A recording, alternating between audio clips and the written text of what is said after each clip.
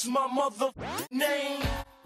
What's up guys, KDub175 back with another Pokemon Duel video, and we have another Queen's Cup. I think this makes the third one, and exciting news for a lot of people that missed out on Dragonair and Dragonite. I think they were in one of the holiday boosters, but you know, it wasn't guaranteed. You had to get lucky and pull it.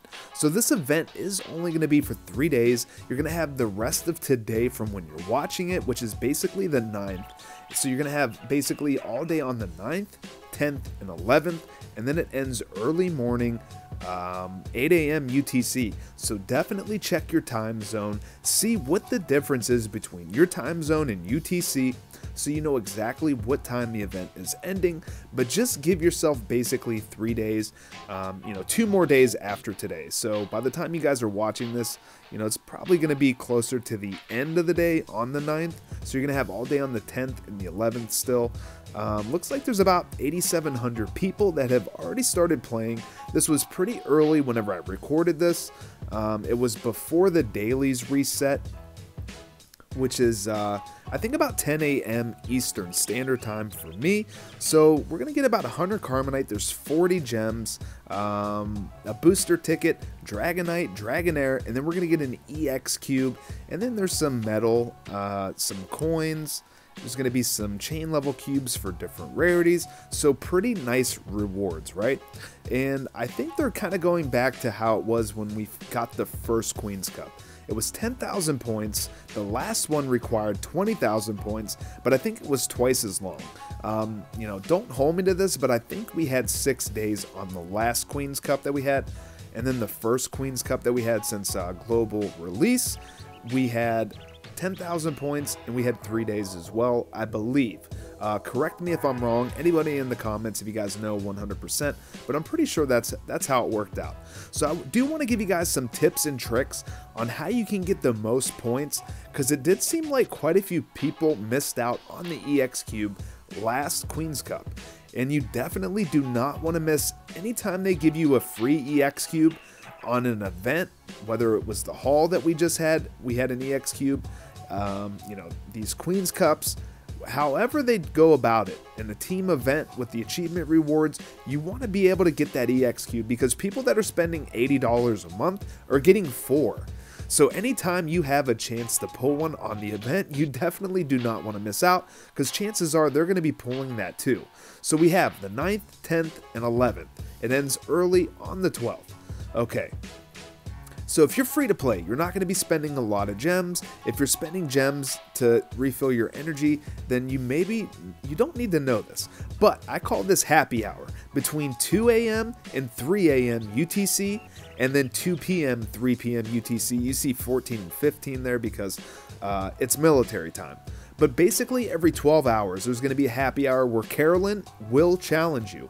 At least you have the highest chance of her challenging you. This is going to be the most value for your energy. You're going to get the most points. Oh, top 3,000 gets that mask too. Pretty cool looking mask. Definitely nicer than the last few masks. Last mask was pretty cool. The first one, not so much, but this mask is pretty cool. But anyway, back to Carolyn. You want to be able to play as much as you can during those happy hour times. Between, you know, check your time zone, guys. Whatever UTC time zone is, you know, for me it's 5 hours ahead. I'm Eastern Standard Time here in the States. So for me, I think it's about 3 a.m.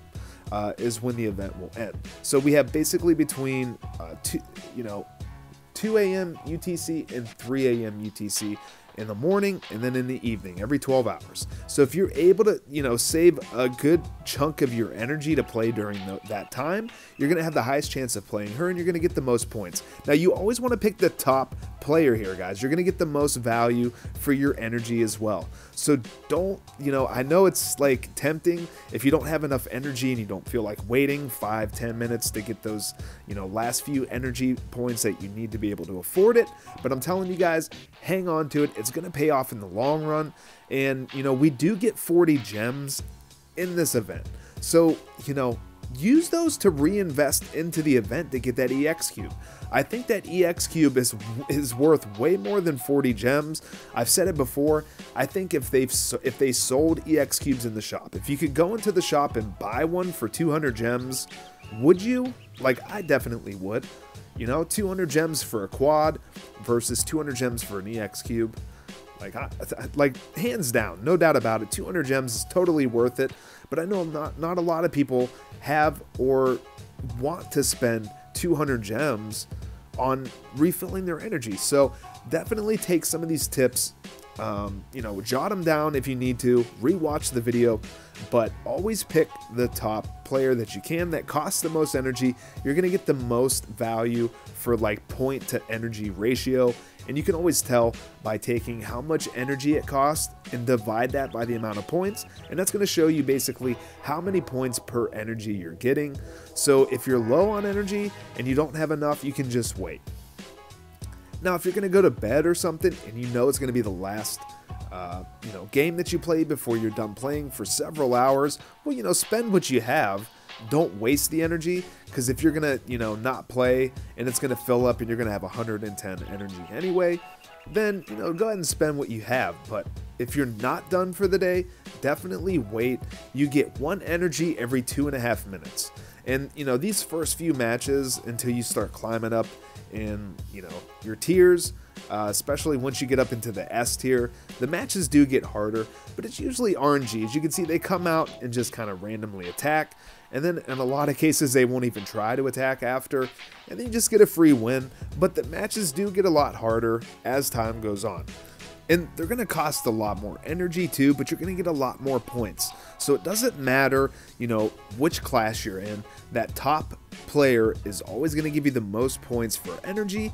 And if you're currently leveling up a figure, I think maybe I should do it too, because there's probably a couple figures that I still need to level up. Throw them on your team. It's not a lot of experience, but I mean, it's free experience. So as you can see, none of my figures are benefiting from that free experience. So at least throw 1 figure on your team. So now you can see it costs 20 energy and we're going to get 100 points.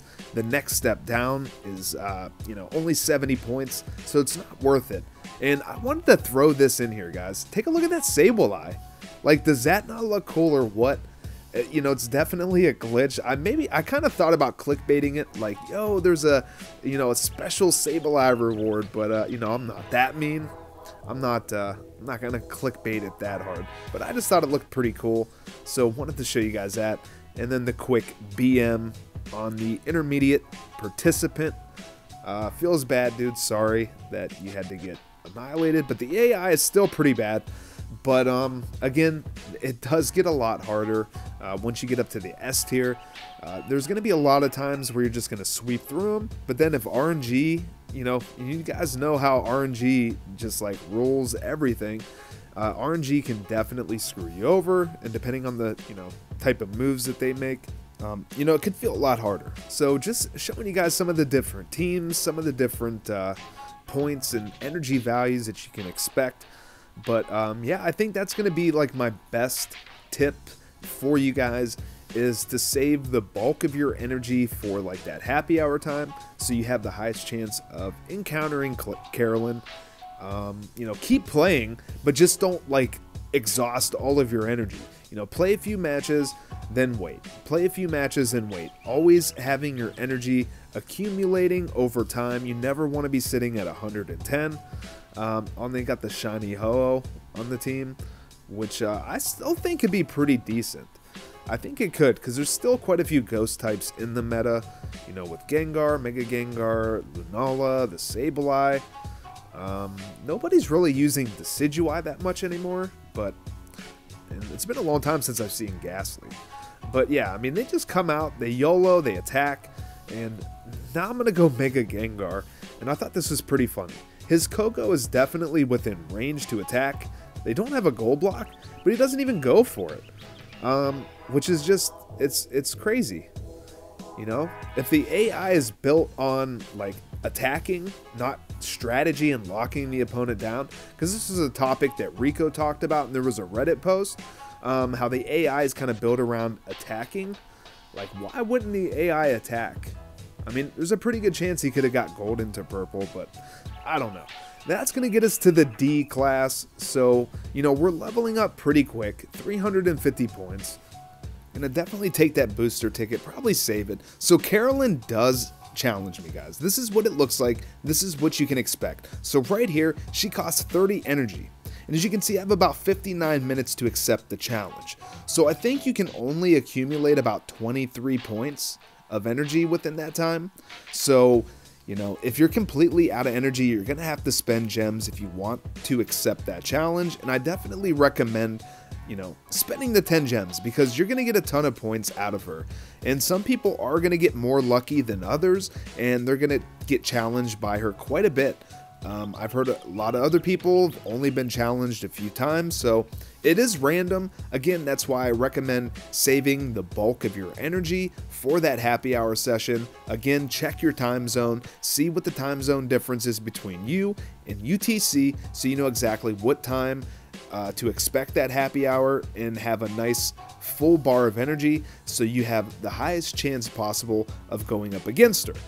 Now, she is generally harder than anybody else, but again, it's RNG. If she would have won that role, you know, it would have definitely paid off, but she's not going to win it. I'm going to go Mega Gengar. I'm going to take the entry point, and she doesn't have Gold Block. So, you know, she's going to have to win this role, and she actually does go for the attack this time. Uses X speed, pretty good play. You know, high chance gold into purple. But we land the white and she lands dodge anyway, so it doesn't matter. And just like that, it's over. 30 energy gone, but we're going to get 400 points. So that 400 points is pretty nice. Again, you get 40 gems throughout this event, guys. Do not be afraid to reinvest it into the event, because it's all in pursuit of that EX Cube, guys. You definitely do not want to miss out on that EX Cube, and we're missing out on a little bit of experience, so I definitely should put a figure that is not level 5 so I can benefit from that. We are going to go to Class A from that 400 points. You know, so definitely, guys, as you can see now, it's 300 points for the top guy, and it costs 38 energy, so it does go up. But again, you're always going to get the most value out of your energy for going with the top player. So definitely don't be tempted and settle for anything less than playing that top player. If you don't have enough energy, just wait, accumulate enough over time, then check back in and then play that top player. And I definitely always recommend trying to have at least an extra 12 or 15 energy remaining in case Carolyn does challenge you. Otherwise, you're not going to have enough time to accumulate enough energy to play her. You will have to spend gems, but if you have to, definitely do it. Again, guys, you're going to have the rest of today, the 10th and the 11th, so that's it. And, you know, if you guys are missing out on Dragonair and Dragonite, now is your chance to get them. I know some people are missing them. And again, happy hour, guys. Save your energy, you know, for that happy hour. And if you are going to spend gems, refill during one of those time slots for that happy hour. So you do have the highest chance of playing Carolyn, and you can get the most points. And then in turn, you're getting the most value out of your gems, out of your energy. You're getting the most points. And, you know, you should almost guarantee getting that EX Cube. That's what's important here, guys. But yeah, I love these events. It's free rewards. You know, playing them's pretty easy. You know, and it's kind of fun. You can try new decks, and then you get to kind of see what the developers set up, you know, for the AI to use. Maybe some hidden gem decks that nobody's really thought of.